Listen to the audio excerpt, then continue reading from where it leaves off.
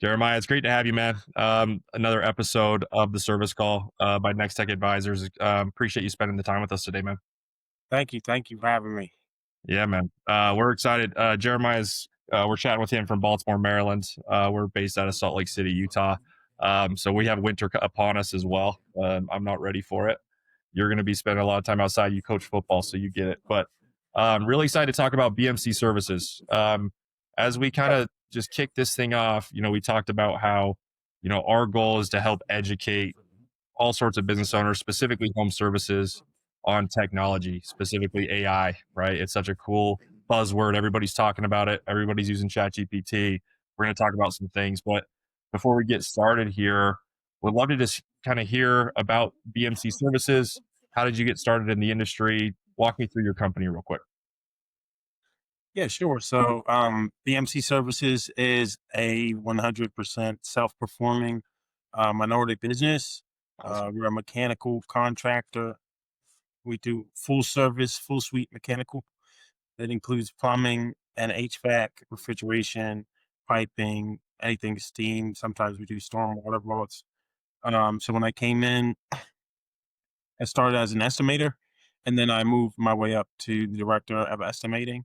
Nice. I have a chemical engineering background from North Carolina State University, and have been a general contractor in Maryland as a home improvement contractor for about 5 years before I took the role at BMC Services, and it's been great ever since. We started out um, in a position where we needed a lot of work, and then we started getting work as the year came to a close, and we're starting to hit all our goals for the year. So it's good. Oh, that's awesome. That's a great story. First of all, minority ran organization. That's awesome. We need more of that. We love to see it, and we support that fully. That's great. I mean, engineering background, NC State. That's phenomenal as well. So Okay. walk me through what's been attractive about BMC. Obviously, you're a general contractor. What's setting you guys up apart from There's a lot of contracting businesses. There's a lot of home services companies, whether it's commercial, residential. You know, talk me through BMC and what's really your differentiator. What you see is what sets you apart. As a mechanical contractor, I think the biggest difference between us and the and other companies is that we have great leadership in the labor force Nice. that actually makes a big difference between submittals and the process for procurement, Yeah, closeouts. All makes a big difference in how the job goes and how the funding is spent. In addition to that, we're also a union shop, so we have the capacity to kind of grow or shrink as need be when the market demands change. yeah. No, that's phenomenal. Yeah, you have your dynamic. You can scale up, you can scale down depending on the market. How Right. I'm curious just how 2025 has been for you. I know we talked to a lot of brands, a lot of customers. Some are killing it, some are having a great year, some are really struggling. I'm curious how things are going for y'all.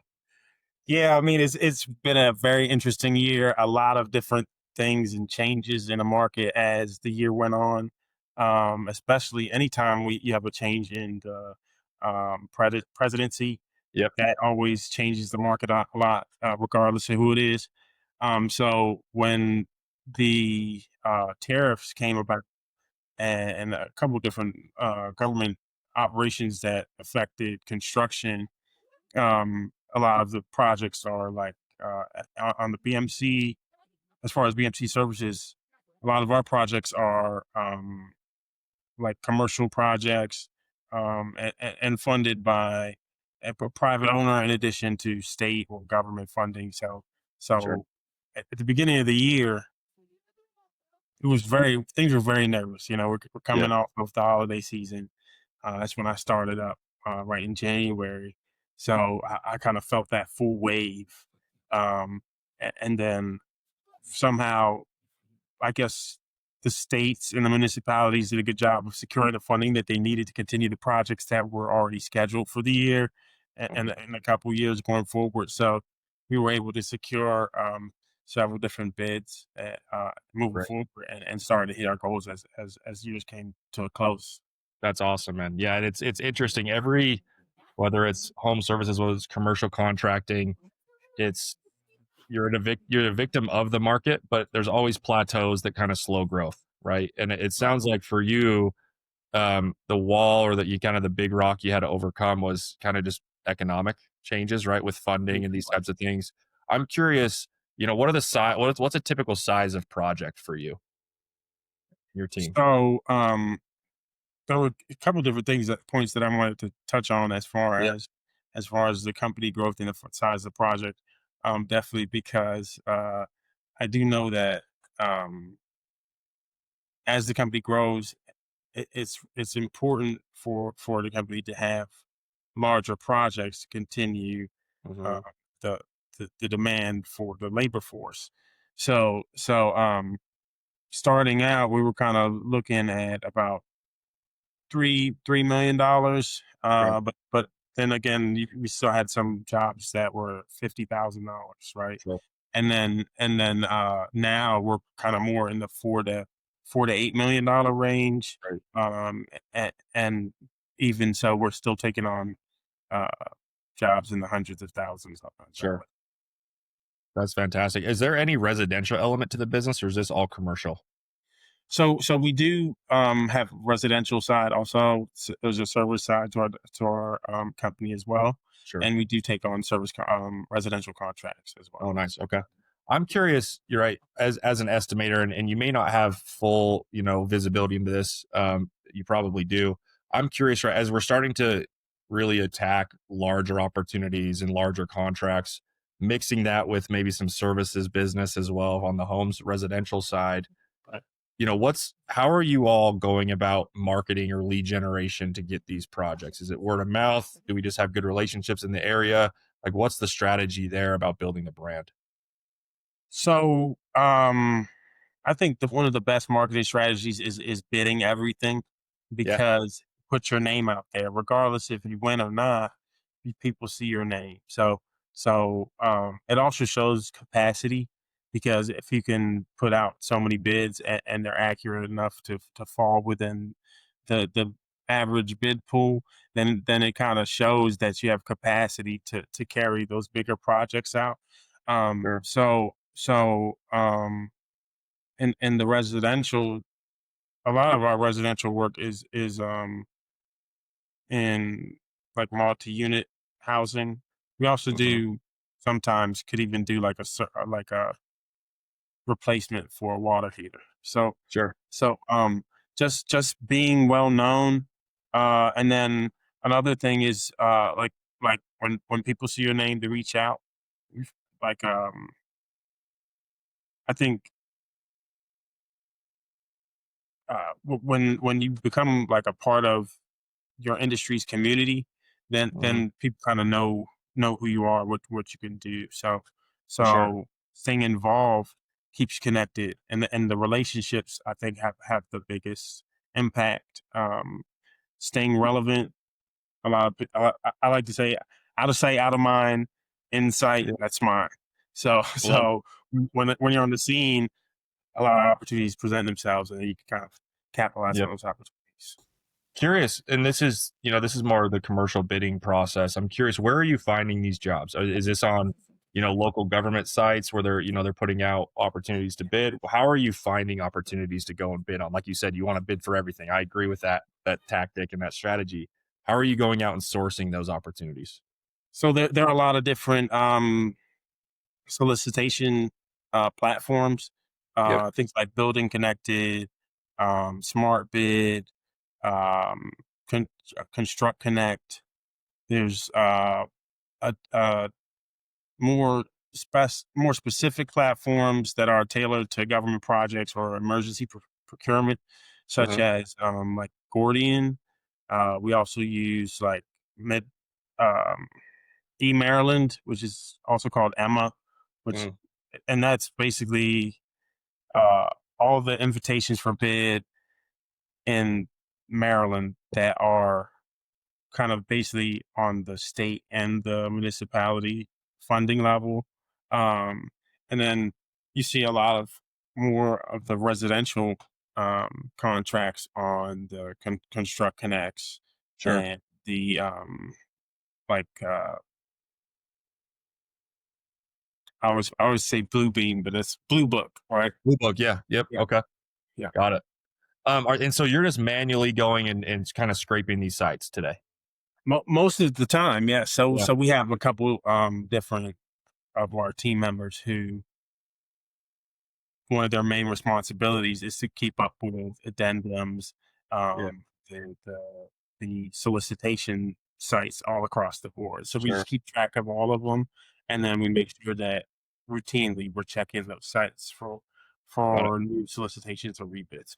Got it. No, it sounds very common to other conversations we've had, right? And that's when we talk about technology within this space, whether it's contracting, home services, we use this word AI, right? Right. Do you use AI in your day to day in work or personal life at all? So I do actually use AI at times. A lot of times I'm using AI for like kind of crafting something better, or like I like to use it at the end of my research Love it. because it kind of gives me a better prompt, right? Sure. So if I could tailor the prompt better to what I need, then I get a better response from AI. So I'd actually do use Love it. It's interesting. It kind of went AI as a whole. I've been in the AI space since it really came out. It's been 8+ years, and it's it. Right. evolved so much. Right? It went from, hey, we're going to use it as like a search engine. It's going to help me kind of find things out quicker than Google or more tailored. And now it's really creating opportunities to eliminate day to day inefficiencies. Right? It's like, hey, it's so accessible now. Where's there low hanging fruit in our process to help us grow revenue or get more jobs or provide better service? Right? So I was curious in your thought, and this is something we've talked to with other customers or other, other guests on the show is, scraping websites, right? There's opportunities. Have you guys thought about technology to go in and present the right bids to you automatically? Almost giving those people that are scraping those sites maybe high priority types of tasks, those types of things. Have you thought about that at all? Yeah. So that's a great question. As a director, I do enjoy the freedom to be able to explore different Yeah, options. So a lot of times I get a lot of invites because of like the different bid platforms have like profiles on there. So I end up getting different, people reaching out to me, letting me know like, hey, you can sit in on this workspace or do this little sure. workshop where we were doing a lecture on AI. And it's nice to see the different options. One of Mhm. my friends is actually working on an AI platform as well for bidding process. Cool. It's kind of cool to see what's available. It's also interesting to see that the human, facet, the human component of bidding is still always kind of going to be an Yeah. important part because of how many changes happen, how much variety you see from job to job. It kind of requires a For second set sure. of eyes to look at it. So I'm very excited to see what the market has to offer going forward. Right now we use some computer generated platforms that have a lot of database and macro related software that allows a lot of synergistic bidding Yep. and estimation. At the same time, I'm curious to see where the AI feature is going to fit into that.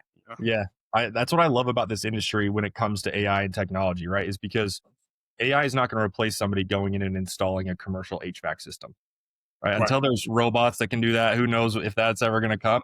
AI can now. It's not going to replace this line of work or this industry, which I love Mhm. because there's always going to need to be a human element. And customers, right? Like we've been kind of uh, trained now to expect quick results and chatbots and these types of things, which are phenomenal. But there's still certain times where we need the human element, right? So it's a lot about what we talk about on the show is how do we combine AI to make us more productive, and also from a human side help us understand our customer, understand our processes better. So I think that what you said is spot on. That's really cool. I'm curious how BMC every org we talk to, every org I've talked to about AI for the past 8 years thinks about technology a little bit differently. I'm curious, your leadership, you part of these meetings and running part of an organization. How do you view technology? Is it something you guys care about and you're always, looking to the future for? Or is it something that you kind of just have leveraged the same thing and it works?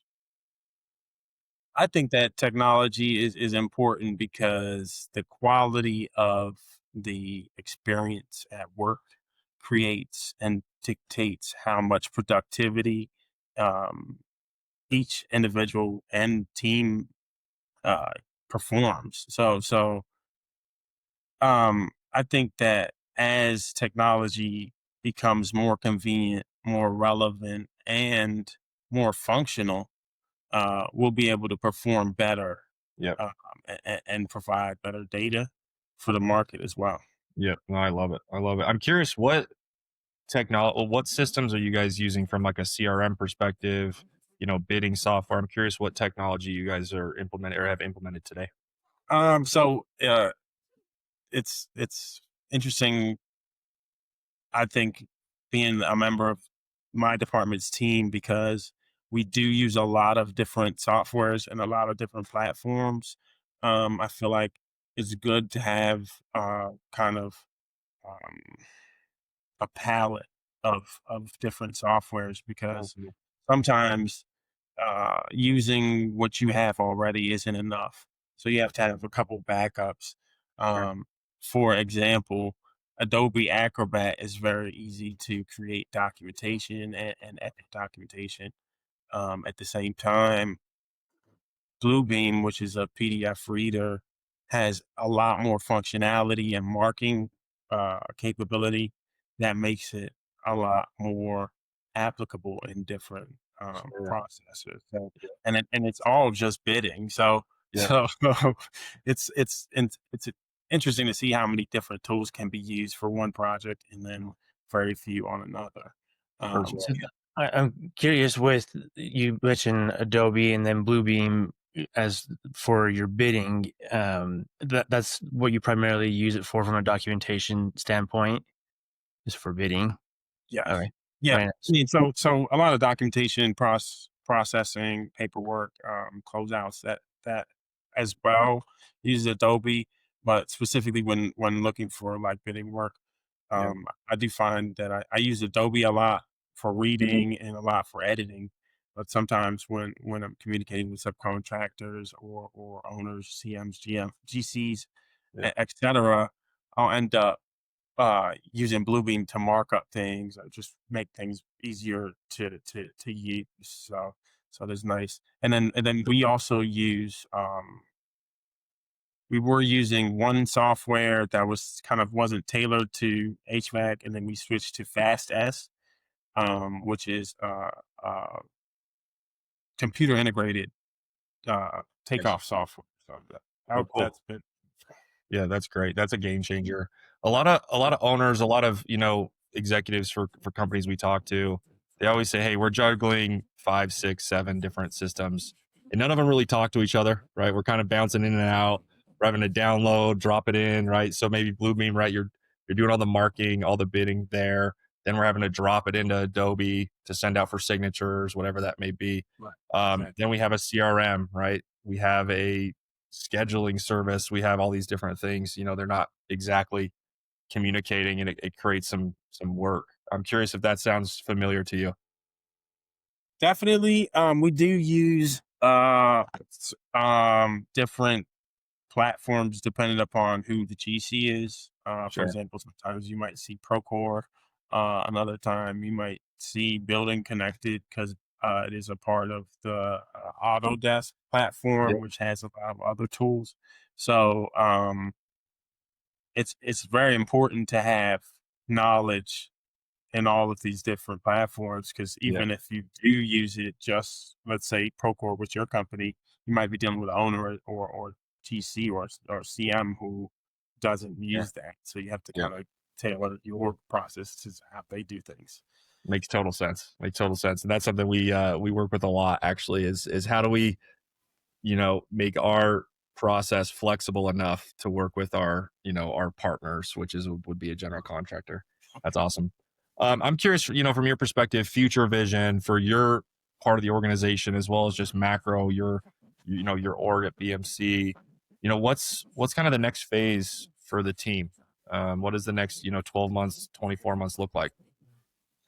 So one of the things I definitely wanted to touch on was like rapid growth is it can feel good, but a lot of times rapid growth is a silent killer. Yeah, So growing too fast can definitely hurt a company. Um, One of the things that we're focused on right now is sustainable growth. So that's the main focus, creating a sustainable backlog that can continue to grow after those goals are met. I love that, man. I think that's a great approach. And I've been a part of organizations earlier on in my career that grew too fast and we got over our skis a little bit, right?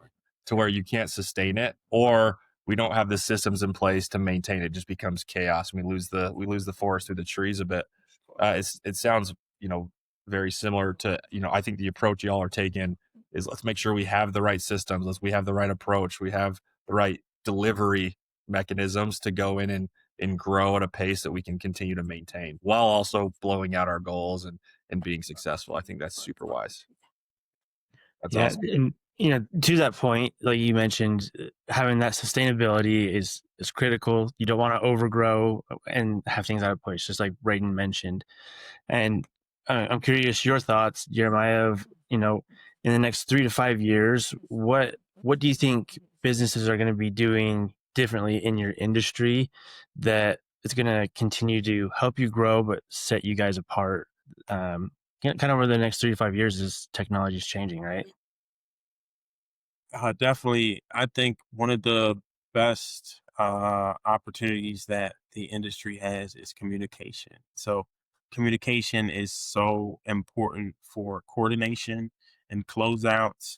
And at that time, just missing an email or missing a phone call, missing a text message can cause a data lapse, and that day lapsing can cause a week, and then the schedule gets pushed behind. So as technology continues to grow and as technology continues to learn the processes of these different construction projects, the coordination between different teams will get better, and the communication will get better, Yep. enabling everybody to work more efficiently. I love Yeah. it. Often as a consumer, you don't see how much communication is going on the back end within just your guys' organization. They're only seeing what you guys are doing and providing to them. So having that communication down is critical. Yeah, I love it. Well, and we all know, right?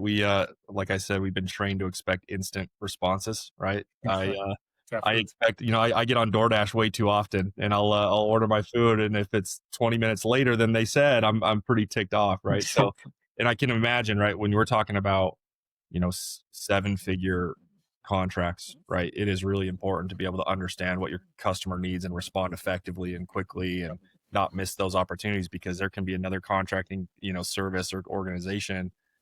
First impressions are important. So I totally feel you. I think a lot of, when we ask that question, we get a very similar responses. We're going to be able to, our goal is to be able to understand every customer, understand our data to provide better services, and then provide better experiences. And I think that, correct me if I'm wrong, I think that applies to the home services side, smaller jobs, as well as these bigger ones. Even these bigger contracts, they expect personalization. They expect, very white glove type of service. I agree, and it's very interesting that regardless of the size of the job, you still have to kind of go through the same amount of paperwork and documentation Yep. in order to understand what is needed. Because a lot of times, even with the smaller jobs, it's even more critical if you miss something because you're working with tighter margins, you're Yep. working with a tighter schedule. So it's kind of just as important to be thorough, understanding what the customer wants, to be able to deliver that, regardless of the size of the project. I love it. I'm curious, in your perspective as well, BMC specifically, obviously you have this commercial arm of your business, which is big contracts, maybe harder to get some of these contracts, right? But big opportunities, better margins. And then home services where there's turnaround all the time. I've had 2 different HVAC appointments in my house this year. My HVAC system's a little old, so I've had some tune-ups and whatnot. Is there a focus for you all? Are we kind of going 50-50, or is there, where do you see it kind of, moving forward or growing? I think initially we were really focused on residential and commercial, small commercial projects. This was a little prior to me coming onto the team. I Sure. kind of came on as we were transitioning into the more larger commercial projects. So I think as we continue to grow, we will continue to lean towards the commercial side because of just the ability to maintain a large capacity and carry over teams from one project to the next, that you don't necessarily have that job security for your labor force otherwise. So, Sure. I can imagine there's a little bit more predictability too in bigger jobs, right? It's a longer schedule. It's not this day to day, hour by hour. Oh, if the homeowner forgot about the appointment, we're losing out on X amount of revenue. It just cost us X, Y, and Z to get the technician out there. There's more predictable business and more predictable growth, like you talked about. exactly. Makes total sense. All right. Last question. This is the cheesy one. This is more a reflection for you. Let's say Jeremiah is back at NC State. That's where you went, right? North Carolina State? Yes, I was actually supposed to be at homecoming this week, so Oh, this should be fitting anyway. there we go. So if you could go Hey, back, get you back out there. Jeremiah, NC State, give your younger self one piece of advice before joining this industry, before helping scale a business. What would that advice be? Definitely be patient and don't try to learn everything.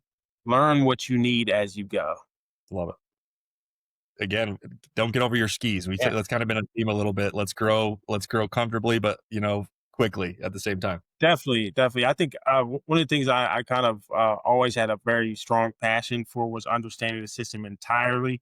And as I gotten into design, when I was a general contractor in the residential business, designing projects, I would try to learn a software that's required to process permits or design a floor plan, etc.